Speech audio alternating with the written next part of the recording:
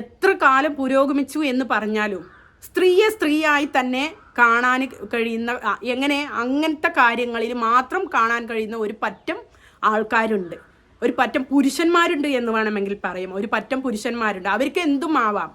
അവർക്ക് ഇനിയിപ്പോൾ ഒരു ഫോണിൻ്റെ കാര്യത്തിലായിക്കോട്ടെ, അവർക്ക് ആരോട് വേണമെങ്കിലും ചാറ്റ് ചെയ്യാം, അവർക്ക് ആര് വേണമെങ്കിലും വിളിക്കാം, ഉള്ളതാ പറയുന്നത്.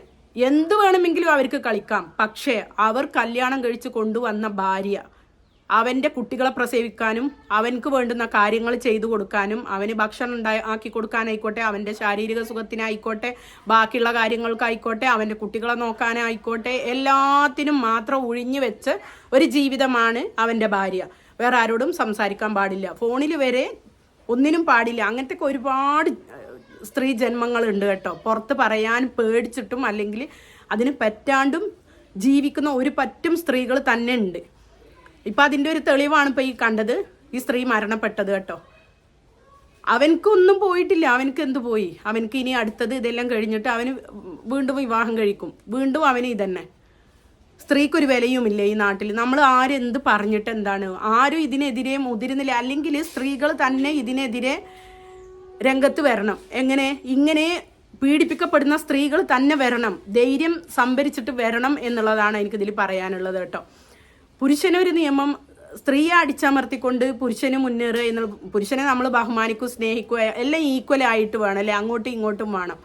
അല്ലാണ്ട് ഇങ്ങനെ പീഡനത്തിന് ഇരയാകുന്നവർ മുൻപോട്ട് വന്നിട്ടില്ലെങ്കിൽ പിന്നെയും പീഡിപ്പിക്കാനുള്ള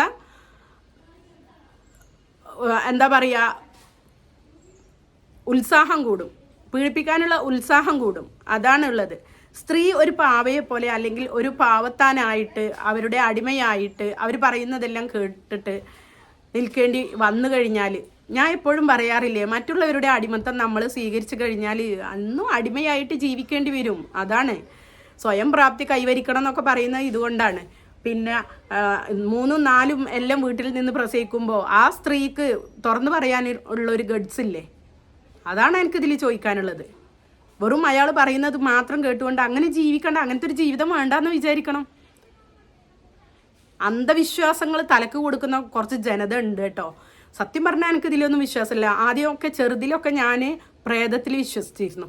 ഒരു നിഴൽ കണ്ടാൽ അത് പ്രേതാണെന്ന് വിചാരിച്ചിട്ട് പേടിച്ചിട്ട് നടന്നിരുന്ന ഒരു കാലഘട്ടം ഉണ്ടായിരുന്നു. പക്ഷേ പോകെ അതിനൊക്കെ മാറ്റം വന്നു കേട്ടോ. ഞാൻ എൻ്റെ മക്കളെ പറഞ്ഞിട്ട് പഠിപ്പിക്കാറുണ്ട്. അവർ സ്കൂളിൽ നിന്നൊക്കെ കേട്ട് കഴിഞ്ഞാൽ അവർ പറയും ഉമ്മ പ്രേതമുണ്ട്. ഞാൻ പറയും തേങ്ങ ഉണ്ട് എന്ന് പറയും ഞാൻ. പിന്നെ എന്തെങ്കിലും ഒച്ചയെല്ലാം കേട്ട് കഴിഞ്ഞാൽ പറയും അത് പ്രേതാണെന്ന്. ഞാൻ പറയും അങ്ങനത്തെ ഒരു സംഗതിയേ ഇല്ല. പ്രേതം എന്നുള്ളൊരു